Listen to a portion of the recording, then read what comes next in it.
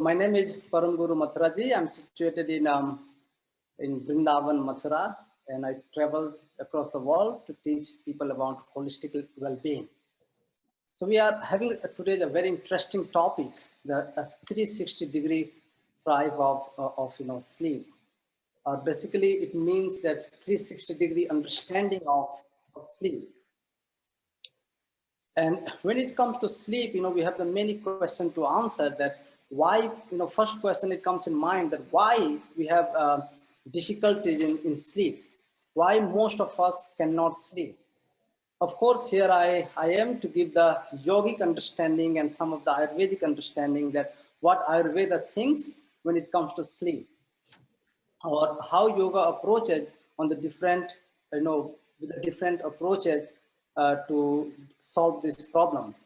So whenever it comes to sleep in Ayurveda or yoga, we think that it has a direct connection with our relaxation and breathing. We think that the quality of life defines on quality of mind, and quality of mind defined by quality of breath we have. So all our emotional, when we sleep, we breathe differently. When we are in anger, we breathe differently. When we are in love, we breathe differently. When we eat, we breathe differently. So one of the common problem we have that, people, have a lack of sleep is that we have a very, very wrong breathing pattern. And as we know that as we grow with the time, our body start to lose some of the muscle, some of the cells, which is, diaphragmatic cells, which are very much responsible for oxygen absorption. In yogic science, we know that after 20 years of the age, every year 1 or 2% of our cells, which are very responsible for from the lungs, which are very responsible to absorb the oxygen, start to lose. And then the reason is that we start to, our breathing from the diaphragmatic breathing, we go on the shallow breathing, and with the time we start to get lots of frequency of the breathing increases, but the oxygen, input oxygen becomes very less and less, and then which causes the cellular inflammation. And instead of going, the sleep is, entire sleep is a ritual, but instead of doing these rituals, we have this accidental sleep. We have this conscious sleep. In yoga, we have the concept of conscious sleep and accidental sleep. So conscious sleep, that when we go lie down on the particular position, left side and the right side, right side in the first, and then we go on the left side. And after some time, we go and start to consciously shut down our body. So in the beginning, what we do that we visualize, we put the visualization on our body. We basically put the attention, awareness, we become aware of our body. And when we go to sleep, we lie down and consciously, mentally we throw all the energy in the different part of the body to relax those limbs, those organs. And then when we relax it, then after some time, it disconnects our nose, our senses. So first few minutes, when we go to sleep, our nodes are disconnected, then our touch senses are disconnected, then our analytical mind go to sleep, and then ultimately we have this, we can only interact with the sound, and then we go with the deep sleep. So when we shut down one senses by step by step, after some time it occurs deep sleep. So basically from the beginning, from the wakeful state to the deep sleep, it takes very short amount of time to go. But when we cannot relax, basically we cannot sleep. And if we cannot relax consciously, we go to sleep accidentally. And whenever we sleep accidentally, it's difficult to be into the mode of deep sleep. So there are several reasons. Of course, stress is one of the reasons that we cannot sleep. In Ayurveda, we have the concept of constipation. Then when we are constipated, simply our body cannot relax. Our cell cannot relax, and we cannot fall asleep. Right? So that's what, Dr. Meera wanted to ask us the question, that why people cannot sleep. What is the understanding of Ayurveda and yoga? Right. So unfortunately, we don't have Dr. Meera right now for some technical errors. So let me introduce myself. I'm Dr. Priya, Bharat Mahale. I'm an internal medicine physician here in Prime Medical Center, Jumeirah, Dubai. I have an experience of more than 10 years practice in medicine. But one thing, the reason I chose sleep was because one thing I always feel is that no matter how many medications we put the patients on, no matter how many different types of new drugs we try the patients on, but one very important thing to get rid of stress and stress-related diseases is sleep. Sleep, good food, exercise. So that's why I thought sleep is very important to it's the fundamental to get rid of any kind of diseases and health problems. So I'm here to talk about more medical aspect of sleep. So what is sleep, the types of sleep, and how does sleep affect the body? Why sleep is so important? Let me start with what is sleep basically. So clinically speaking, it's a naturally occurring state which is characterized by either reduced or decreased or absent conscious levels. A normal sleep cycle will go on from 90 to 110 minutes, and on an average, a good sleep, 4 to 5 cycles or 4 to 6 cycles overnight constitutes a good sleep. Am I audible? Yeah. Yeah. Okay. So that's what sleep is. Now, sleep can be divided depending on different criteria. There are a lot of ways to investigate. You have the electroencephalography, which records the brain waves. You have the electrooculography, which records the eyes activities during sleep. And you have electromyography, which records the muscle activity during sleep.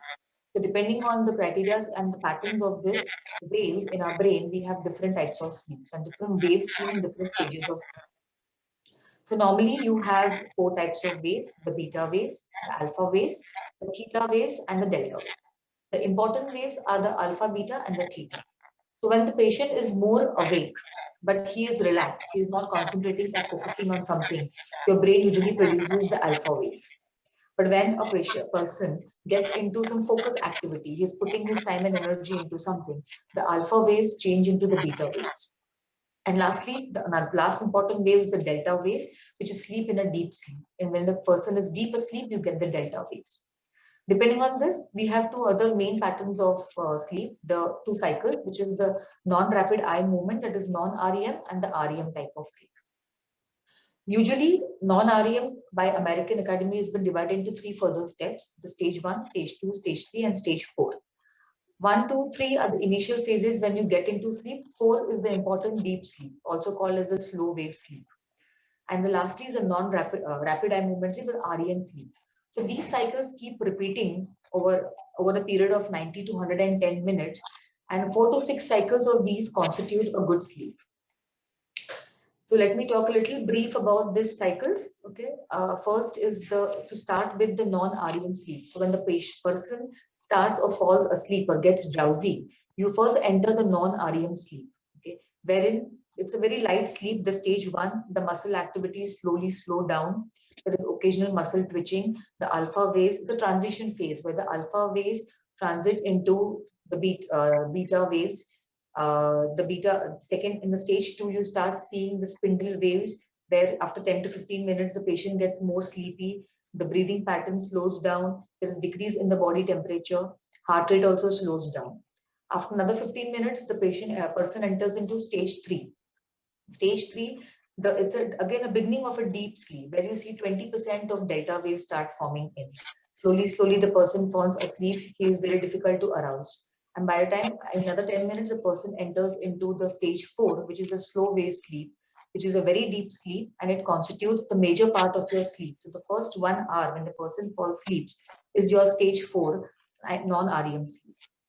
After that, after 90 to 110 minutes, the person enters into the non-REM sleep. This is the sleep where the person has, it's called paradoxical sleep. The paradox being that the person is asleep, but still the brain is at highest activity. So in this sleep, instead of having the theta or the alpha waves where the brain is more relaxed, you see the beta waves where the brain is more active, rather than having a delta wave which is a sleep wave. So this is a stage, non-REM stage is the last stage. REM is the last stage wherein the person can naturally be aroused in the morning. So usually all the sleepers get up in a REM sleep. And this is a stage where the person has vivid dreams, the muscle tone decreases, practically the person is paralyzed in this stage. So this stage of non-REM and REM keeps repeating 4 to 6 times and constitutes a good sleep. Yeah, so that's about sleep from my side. Anything you want to? So it was very technical and very medical. Yeah. It is really interesting to see that, in yogic life, we have understanding of, that we have this cycle of 24 minutes, and every, like we call it this, dirgha cycle, and laghu cycle, and then dirgha cycle. Laghu means very small circle, and then we have, big cycle. So this small cycle is of 24 minutes, and it shuts down the people's, consciousness from the conscious to, subconscious and then unconscious mind. And then after every this 4 cycle, 3 cycle, when this 4th cycle comes, and that's where this, another waves comes, into the brain, which what it does is that it detoxes the brain. So when we have, when they see that our brain is, as per the modern science, it is 2 to 3% of the body weight, but it consumes more than 20 to 30% of energy. So wherever this energy is accumulated or created or expended, it always produces some natural toxins, right? Right. And these natural toxins, in modern term, we have this, tau protein, I think. Tau protein. Tau proteins. Yeah. All degenerative diseases, we see this tau proteins. Yeah. So this, all these proteins we have, very, very Sanskrit difficult term to explain for this. So this basically tau protein, and only in the deep sleep, this brain detoxing. And if we don't have this, a certain period of this deep sleep, then our brain does not detox. And when brain does not detox, of course, our brain cells get affected, and all types of neuron related disease, occur. So it is really, really important for us to go on the detox to avoid all types of Alzheimer's diseases and all types of neurons and neurosis. And it has, as you mentioned, that when this blood rate slows down, it is really, that is the important moment where our heart gets, get rested or get repaired. So one of the most important, function of the sleep is that it detox our body, and then it also repairs. So, or, it has a direct connection with memory as well, with the, with the emotional intelligence and all types of, we have this physical development, and emotional development, and intellectual development, and spiritual development. Medically, we say that sleep is an anabolic state. So therein, your immune system, your skeletal muscle, all your vital processes are regenerated. Yeah, definitely. So it is very important, very essential for everybody to experience those sleep. And of course, it has a lot connection with our food, especially with the fat, artificial fat we eat, especially refined food, salt, or refined rice, or refined flour. What it does is that it blocks the endothelium layer and basically all types of veins and arteries and everything. So when these veins are blocked because of the fat, unwanted fat, we in Ayurveda there are 8 branches, and out of these 8 branches, one called is Kaya Chikitsa. Kaya means fire. So we have this concept of 13 different fire. So one is main, which lives in stomach, we call it Jataragni. Another one 5 lives in in liver. Another 7 tissues, 7 fire lives in our different tissues, in blood, in muscles, in bones. One of the fire we call it Medagni, which lives in fat. So basically, this melts this fat and it converts into the bones and bone marrow and further. So we have this understanding that when we don't sleep, this Medagni get disturbed. And when this fire get disturbed, our body loses the capacity, loses the ability to melt the fat and transform into the further, either in energy or further form into the bone or bone marrow, which is further reflects on the quality of the blood. So basically, if you have this improper sleep, how this this medagni get disturbed, this fire of fat get disturbed, and this it's really difficult for us to melt the fat. And this is one of the most profound reason why we follow everything in modern medical science or even in Ayurveda, and we don't reset this fire, and we don't lose the weight, or even we lose the weight, again we gain the weight. So it is absolutely essential for us to reduce, improve the sleep quality and reduce this, and improve this fire of the fat, and get the blood better oxygenization and oxygen into the cell. One of the reasons that when all arteries are blocked, our brain does not have enough oxygen, and that is the main problems. That why all these arteries are like the nerve which supplies the enough oxygen into the blood, in the brain, get disturbed and get squeezed, and there is not enough pathways, and we lose the energy. And this brain has a natural function to act or react. Either we act or react or respond. So this response happens only in the calm, when we are very calm and peaceful, or when brain is rested, or brain gets this enough oxygen. But when brain does not get enough oxygen, we cannot respond. And ability to respond is responsibility. So instead of response, we either act or react, and most of the time we react. And when we react, basically we lose the emotional sensitivity, and we express anger, we express, we throw our our emotions on somebody else. Right. And also, when we don't sleep, it triggers, it destroys our signaling system. This is the most important, that it really slows down our signaling system. And this signaling system basically, either it awakens, to receive something or excrete something, So when we have, this. Yeah. Yes. No, continue. Speaking of signals, I was thinking I'll just explain in how the sleep is regulated, basically. Of course. So like the medical aspect of sleep, Yeah. So like you said, the signals are disturbed, So speaking of signals, let me just talk about the regulation of sleep. So basically sleep it has two major components, medically speaking. It has the circadian rhythm, the process C, and the normal homeostatic process S. Okay. So homeostatic process is very simple. Your body gets tired, you're awake for a very long time, and it pushes you to sleep because of fatigue. But there's something called a circadian process, okay, circadian rhythm, which plays a very, very important role in the whole sleep-wake cycle. Like you said, the signals which promote sleep, okay.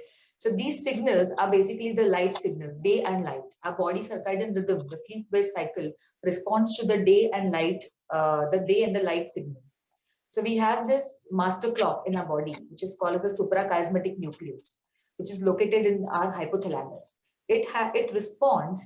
Oh, Dr. Meera is finally with us. I can see that. Dr. Meera. So do you want me to continue with regulation of sleep? Yeah, of course. Okay, fine. So this suprachiasmatic nucleus, it basically responds to the day and light. And how does it respond? In our retina, okay, which is the first thing which comes across the environment.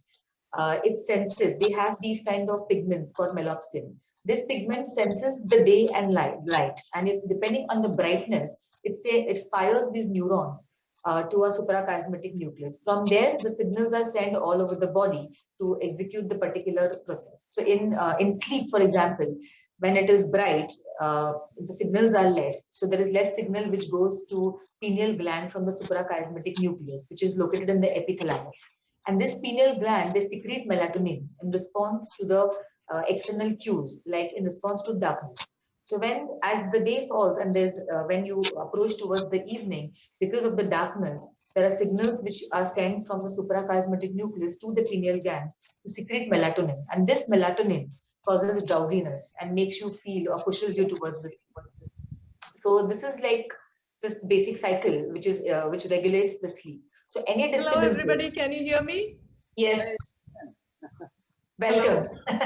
Can you hear me? Yeah, we can. Speak. Hello? Hello. Can you hear me? Yeah, we can. Yeah, we can. Oh, thank God. My connection totally went haywire. So So I'm just so to catch you sorry to up, join we're in the finished middle. with But let's not go we're to. finished with Yeah, I heard. I sleep was hearing, cycles. but I Yeah. was hearing as an attendee, but I couldn't join in.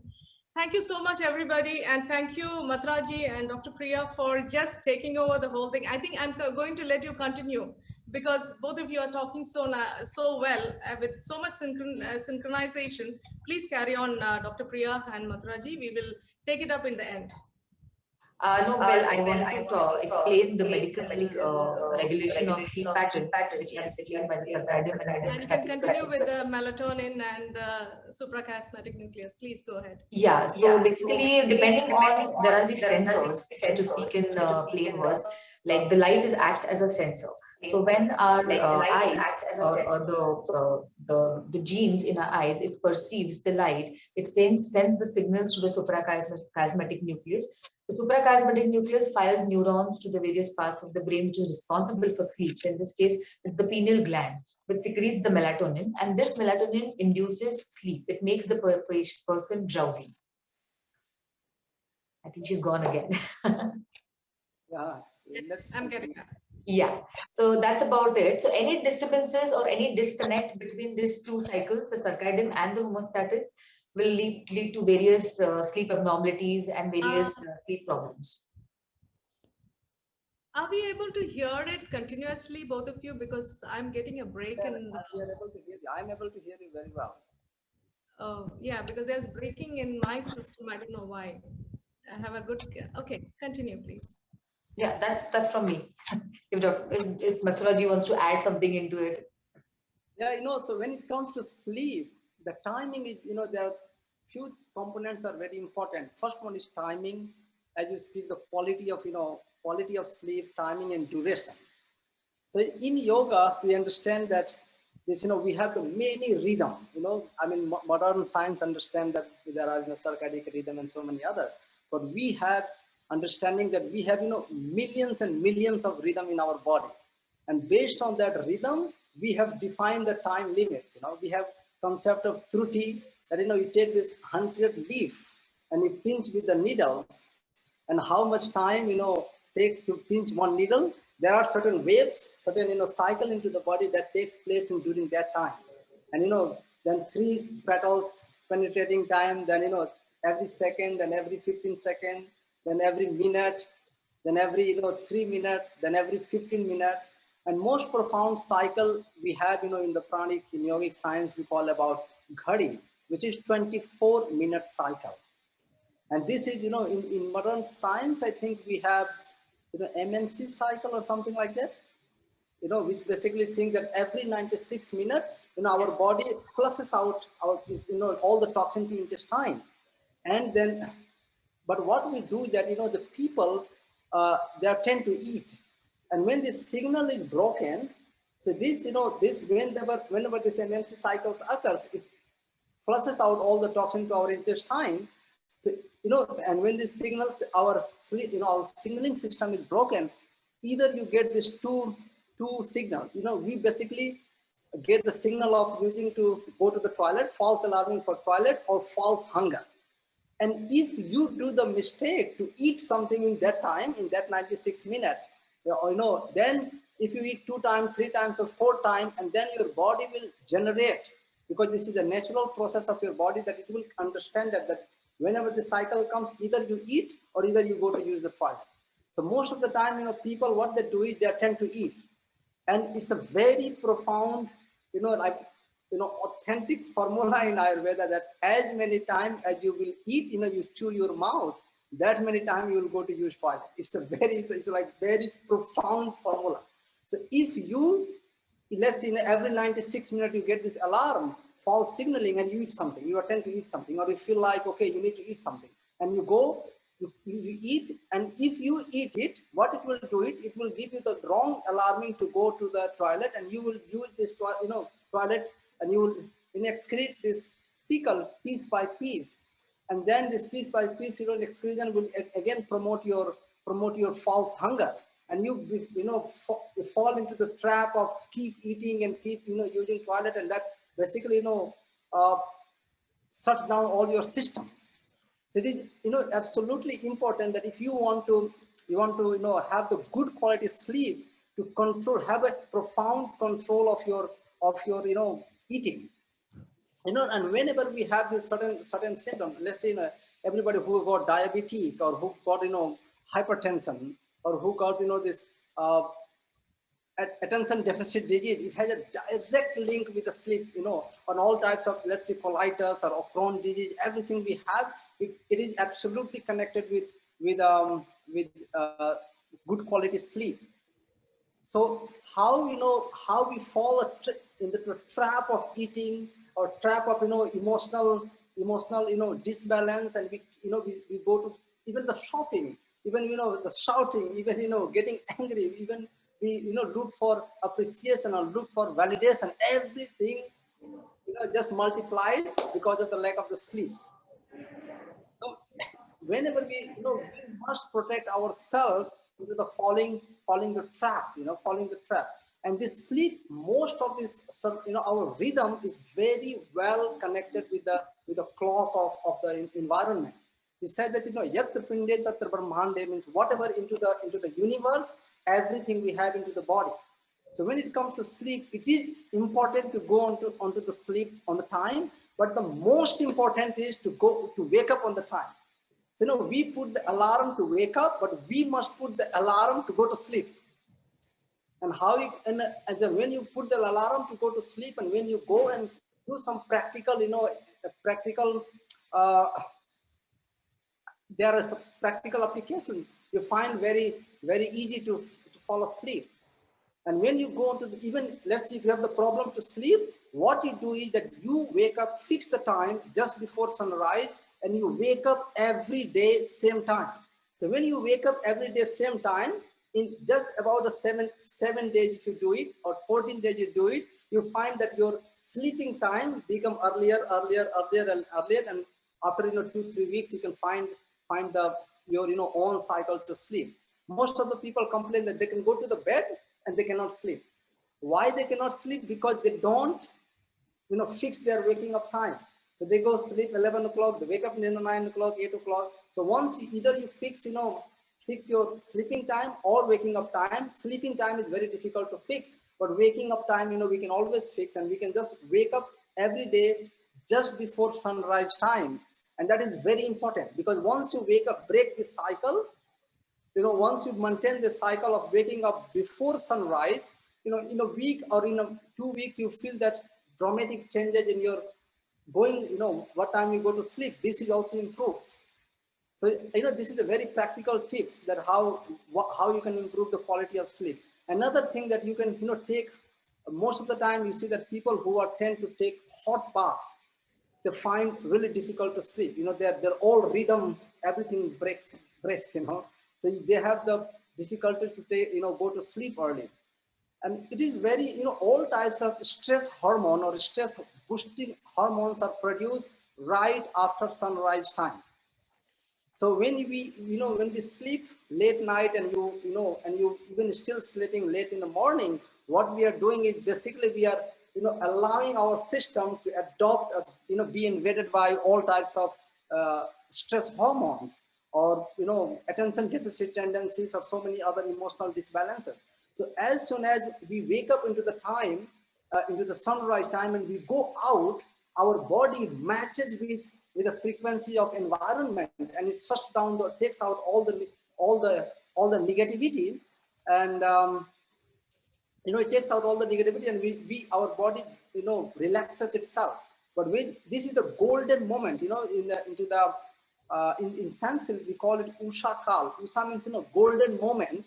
This morning just before the sunrise is a golden moment, and every single person must use it to reduce this, to break this cycle. Another, what common mistake we do is that, we go to, many of us, we have the pet, and we go on the bed with pet. And in yogic science, it's nice to have the pet if you like it, but it is absolutely not important to have the same bed with the pet. Because, we in yogic science, we understand that everything is has certain frequency and certain, vibrates on, it has the energy and it vibrates on certain frequency, so this pet has really, unless a dog or cat, they have the really different frequency.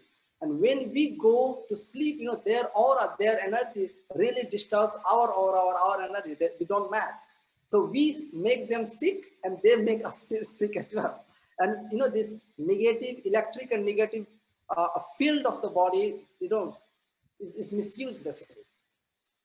So how it is important to, give them a different space, and have the different space for ourselves. It is absolutely essential to have the very clean bedroom, very clean, bed, very, good energy in our bedroom, because, the sleep has a lot to do with the energy, with the surroundings. The cleanliness and good energy is very important. When this bed is charged with the negative energy, we find very hard to relax. And actually, who can produce the energy? Our bad intentions, our bad, thought, or our bad emotional, vibrations can create lots of, toxin into the toxic energy into the, or negativity into our room. How we can clean it? By lighting the candles, or ventilating the air, putting some crystals. So these are, few practical tips we can implement it and break this cycle, improve the quality of sleep.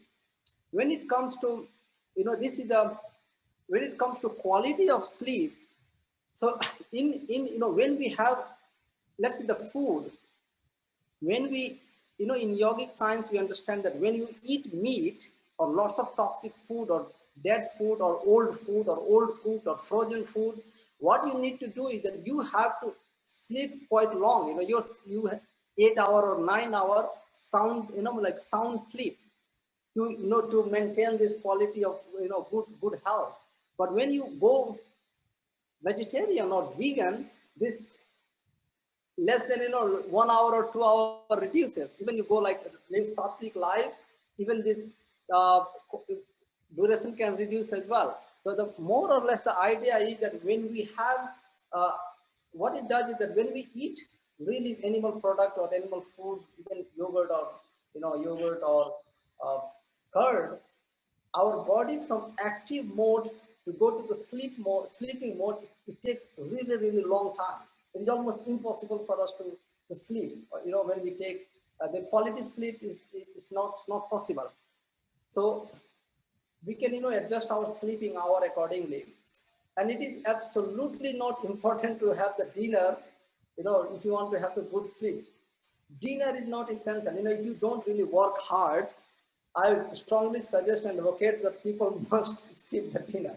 You can have the early breakfast, that's fine, but skip dinner. Dinner is a killer. If you want to have the good sleep, either you get this message or forget the good sleep. There are the no other way. Mathura, thank you for this such an amazing insight into sleep. All this time as a physician, I was thinking about nutrition, exercise, breathing, yoga, thinking smart, everything. But sleeping smart is something which I never realized the importance of. It's into such depth. In fact, lots of our interactions between each other, I have learned a lot over the months I know you, and you have an amazing insight. But when you have comprised it in such a beautiful way, with giving us all these important points about why we need to sleep smart, why we need to know about how to sleep, when to sleep, what to do to sleep. Thank you, and that's an amazing insight. There are a few questions I would like to address you. Is what is, because many people don't really address this, uh, courageously, but I want to, because I think a lot of people have this question: is what is sex got to do with sleep? What is the effect of bad sleep habits to a personal life in people? Like, it's not many people know about this, so I would like you to share that. Before you came, I had a have the concept of kaya chikitsa. This kaya, this in our body we have different types of fire. One fire is which is dedicated for melting fat. What it does is that when we don't sleep, our fire in our body does not have ability to melt the fat and clear this our veins or all these arteries where the blood flows. So what it happens that lots of toxins comes and this fat cells comes there and makes this system very narrow. And erectile dysfunction has a direct connection with the sleep, because when you don't sleep, this fat, fire goes very inactivate and then become inactive, and it cannot melt the fat in your body, and all this fat start to accumulate in your arteries, and this where this into the sex organ there is a very thin pipeline, and their blood simply does not flow. And when there is no blood flow, straight away you get experience with erectile dysfunction. Okay, so that means it is basically a physical blockage of the arteries and the blood vessels that goes to the sexual organs. This physical are the most important one. Most of the people go for here and there, but if they just address this issue, they will think that their system comes back. So there are here the system. Anybody who have this blood pressure, instead of running to doctor, they should run to fix their sleep. Anybody with a cardiovascular disease, anybody who have this attention deficit problems, anybody who have the sexual problems, or anybody have this infertility, they first thing they should do, they should fix their food, they should fix their sleep, and then let's see how this body can heal. And then if they need it in this stage, then they need to go to doctor. But what we do that we don't want to change anything, and we just hope the doctor will give some magic pill and everything will adjust within a snap of time. Okay.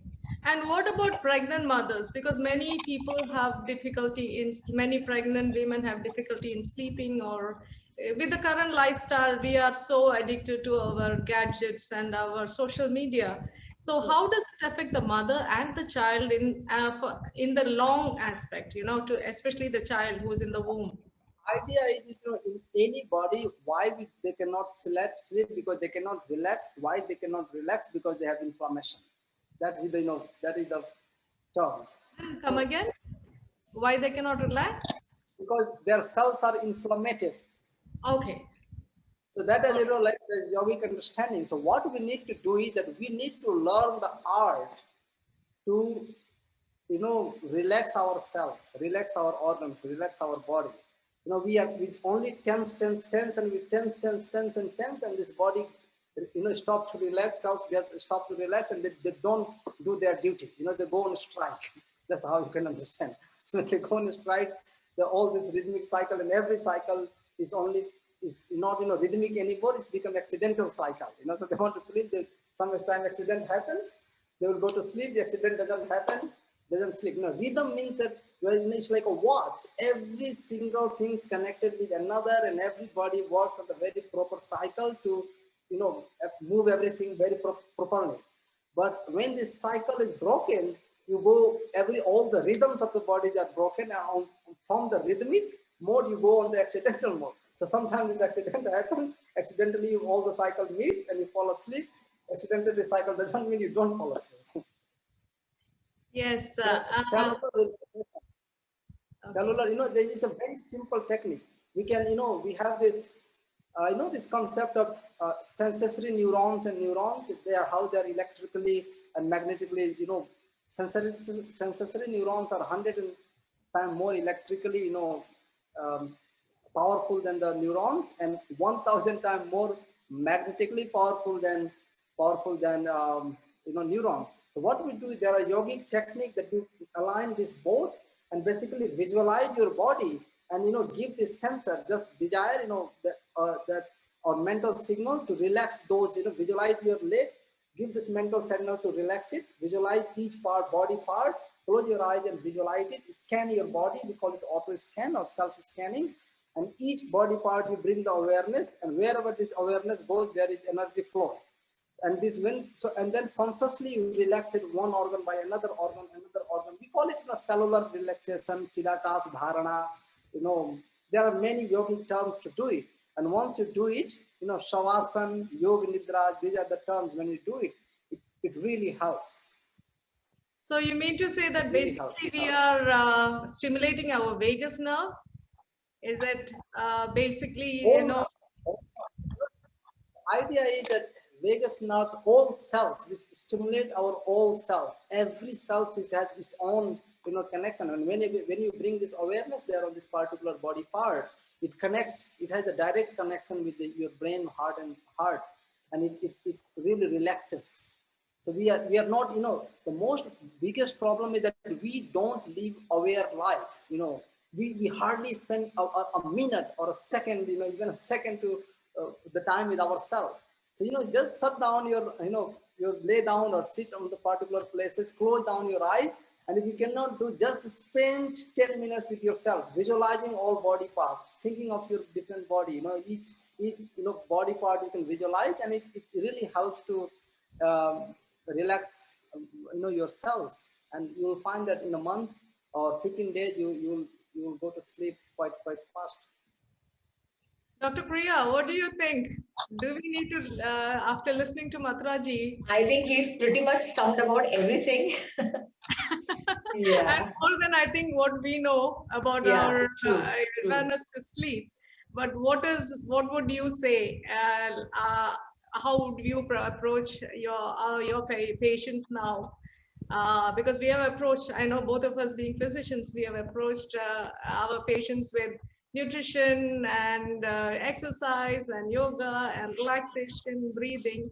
But how much of importance did you give to sleep regarding your patient's history? Could you just tell me about what is your experience?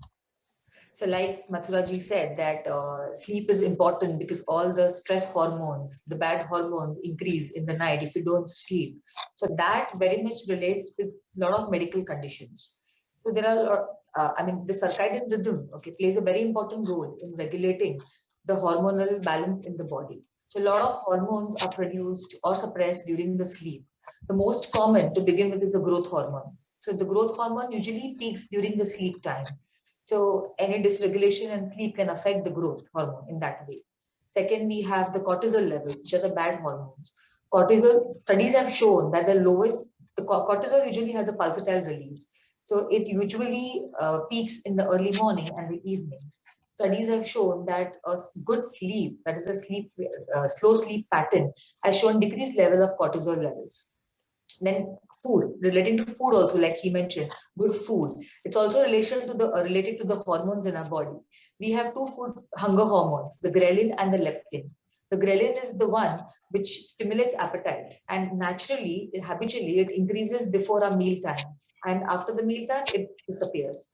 And the same way, you have leptin, which is the suppressing hormone. So during the sleep, okay, the leptin hormone is said to increase. So that's why you don't feel hungry when you're sleeping. So that also plays a very important role in terms of obesity. Okay. Same way goes for our body temperature. The body temperature is lowest in the morning and highest in the evening. So all these things, if you go to see, really affects our medical conditions. You know? Yes. So if a person is not getting adequate sleep, he's going to have high cortisol levels, and that's going to cause insulin insensitivity, and that's going to cause obesity and diabetes and hypertension and all these conditions. So that's why I feel sleep is very important, because it will regulate and metabolize all these hormones and only produce the amount which is needed for a good life and a good health. Excellent insight into that, because when we balance both what Mathura ji said and what you said, is like science and Ayurveda, or the Vedic sciences, ancient sciences, these are actually one. It's just that we need to be aware of it, which over the process, I think you and me, we decided to think different. And I'm sure many doctors have decided to think different regarding our approach to well-being, and how much ever we have given importance to the other aspects of well-being. But when we get into the depth of sleep and its importance, and it is so important that I feel that more than diet and exercise, you need your sleep.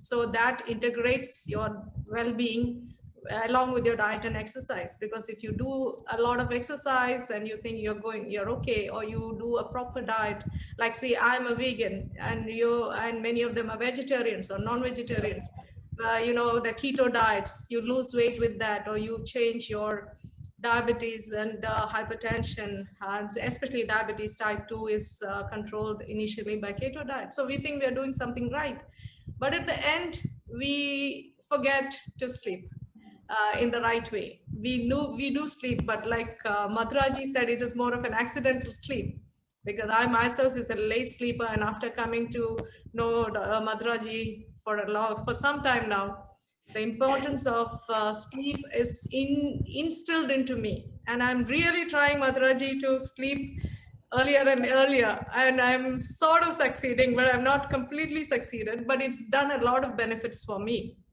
especially my hypertension, because I was very hypertensive. Now another disease started to come. I don't know if you ever crossed with such a patient. The people wake up hungry in the middle of the night, like 2 o'clock or 3 o'clock. They wake up hungry and they cannot sleep unless they eat full meal at 3 o'clock. Can you imagine that how was their rhythm of the body has gone? And Yes. I more than 20%, especially in the last 1 year. And then before basically, I never had such a people, who would complain that they wake up hungry at the middle of night and they simply cannot fall asleep unless they eat. So, if that person keeps eating, month, 2 or 3, 5, 6 months, you can imagine that what will happen with his systems, Exactly. I think we had an amazing session today with especially Mathura on board, giving a completely amazing insight into the holistic information and details about sleep, what happens with bad sleep, sleep hygiene, and various aspects of its effect on different aspects of our life, about stress, pregnancy, the erectile dysfunction, and about the diet. And you, Dr. Priya, actually has given a beautiful insight into the sleep cycle, the hormones, and the circadian rhythm. I think we have sort of, it's a huge subject. We have sort of given Trying to confine it. our viewers a deep insight in a very, very comprehensive but importantly detailed way. And I'm sure it's got everybody thinking, not just viewers who are non-doctors, but even doctors if they're watching. Because this is one thing, we say that Dubai never sleeps or the world never sleeps, and we think it is it's a very good thing. We say Mumbai does, all major cities don't sleep, but we need to make sure that we sleep. The city may not be awake, that's necessary, but we need to sleep. And the sleep hygiene of whatever time you go to sleep, when Mathura said, make sure you wake at the same time. It doesn't matter how many hours, but waking up with the sunlight is most important, because melatonin reacts to sunlight. As soon as it comes up, the melatonin goes down. But then during the day, it is there and it's slowly doing its job by not being there. And then when the sun sets, it starts rising, and that is very important. So, and I need to, before closing, I need to say a few words about Madhura Bihari Das, because nobody knows who he is. So Dr. Priya and me, we both are physicians. One work in Sharjah, one work in Dubai. Dr. Priya works in Dubai. And we are physicians, and our interest is again into sleep, other than the other ways of well-being. But I need to just read a little bit, a very little bit, because his profile is huge. He's a very humble man, but I need to say this. So I call him Prabhuji. So Prabhuji Madhura Bihari Das, he's a motivational speaker and a holistic life coach, a scholar, sage, motivational speaker, and author of 26 books dealing with the fundamentals of life. Mathuraji's mission is to guide others to achieve a happy, healthy, and prosperous life. His training programs are aimed to help others in maintaining a balance between the 4 pillars of life: wisdom, health, relationship, and wealth. He has tutored thousands of people inspiring them to overcome obstacles, eliminate negativity, and gain clarity of their potential. He's skilled in the art of public speaking, psychological therapies, marketing management, and finance. His philanthropic work with the Sevarat Foundation is aimed at supporting the underprivileged by providing free meals to the elderly and sadhus, as well as an international standard of education, both academic and spiritual learning, to children in Vrindavan and elsewhere. Mathura Bihari Das began receiving formal training in the Vedas, Shastras, Sanskrit, and Yoga at the tender age of 3. Over years, he honed his skills and knowledge under the tutelage of many gurus across Haridwar, Rishikesh, Varanasi, and Vrindavan. In his teenage years, he set out on the path of self-actualization, renouncing the order of life. After months of living in the Himalayan mountains, rejecting many of the so-called modern-day gurus, he had a serendipitous meeting with his mentor on the banks of River Ganga. This is when he realized the secrets of yogic science of the mind, body, and soul, the law of karma and destiny, and the secret art of changing it, the power of consciousness and subconscious mind, the secret science of love, and the art of building a happy family, including science of sexual health. Elevated consciousness and conception, psychological and physical compatibility of partners. So that's very important in this world where, you know, lots of couples have a lot of problems. So he's a very good advisor to many, many couples I know. And the secret of manipulating subtle energies, the energies and interactions of planetary bodies and stars, and our relationships with them. He was only 17 years old at that time, and it is a period of his life that he describes as being truly magical. And one very important point is, at the age of 23, he was awarded the title World's Most Wise by the then President of India. This was following his perfect score, an unprecedented feat at an international Vedic wisdom contest that saw participation of 5,036 scholars from all over the world. And we are very honored to have you, Mathuraji, Prabhuji, to be in this panel, because you are the right person for this and for many more topics on well-being and health. And I wish to see you more often in this platform, because you gave us a very, very important insight into speech. And Dr. Priya, may I have a few words from you for what about this meeting? Definitely. I have got to learn a lot from Mathuraji, and it was really nice meeting you.